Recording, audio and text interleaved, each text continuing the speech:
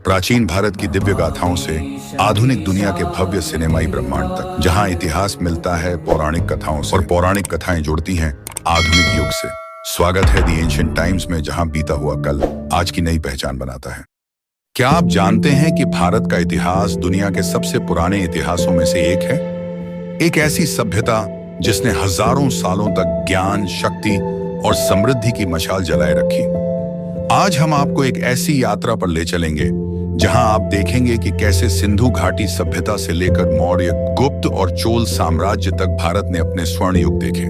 तो आइए इतिहास के इन पन्नों को पलटते हैं। आज हम भारत के प्राचीन इतिहास की पूरी समय रेखा को विस्तार से समझेंगे, तो वीडियो को स्किप मत करिएगा क्योंकि ये वीडियो बेहद ही इंफॉर्मेटिव होने वाला है। सबसे पहले आते हैं प्रागैतिहासिक काल यानी प्री हिस्टोरिक पीरियड, जो 7000 ईसा पूर्व से 2500 ईसा पूर्व तक की है। सिंधु घाटी सभ्यता, जिसे हम इंडस वैली सिविलाइजेशन के नाम से जानते हैं, एक अद्भुत युग था।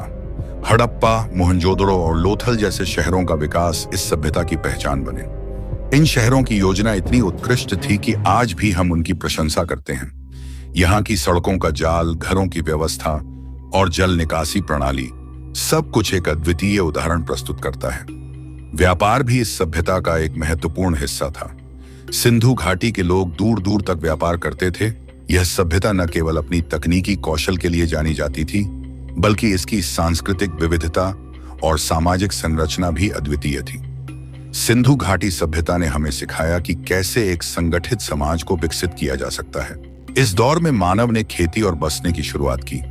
दूसरे नंबर पे आते हैं वैदिक काल, जो 1500 से 600 ईसा पूर्व तक की है। इस काल में आर्यों का आगमन हुआ और वेदों की भी रचना हुई। यही वो समय था जब समाज और वर्ण का उत्पत्ति हुआ। लोगों ने समाज को 4 वर्णों में विभाजित किया: ब्राह्मण, क्षत्रिय, वैश्य और शूद्र। उस समय कृषि, पशुपालन और लोहे के उपयोग में वृद्धि हुआ। तीसरा है महाजनपद काल, जो 600 से 321 ईसा पूर्व तक की थी। भारत में 16 महाजनपदों का उदय हुआ: मगध, कौशल, वज्जी, अवंती और आदि। इसी समय गौतम बुद्ध और महावीर का जन्म हुआ और बौद्ध एवं जैन धर्म का प्रचार हुआ। और उसी समय मगध साम्राज्य सबसे शक्तिशाली बना। नंबर 4 पे आते हैं मौर्य साम्राज्य, जो 321 से 185 ईसा पूर्व तक की है। चंद्रगुप्त मौर्य ने पहली बार पूरे भारत को एक छत्र में लाया। सम्राट अशोक ने कलिंग युद्ध के बाद बौद्ध धर्म अपना लिया। व्यापार, प्रशासन और संचार का विकास हुआ। नंबर 5, शुंग, सातवाहन और कुषाण काल, जो 150 ईसा पूर्व से 300 ईस्वी तक की हैं। पुष्यमित्र शुंग ने मौर्य साम्राज्य का अंत किया और सातवाहन वंश का निर्माण किया, जिसमें आंध्र प्रदेश और महाराष्ट्र में समृद्धि हुई। कुषाण शासक कनिष्क बौद्ध धर्म के महान संरक्षक थे।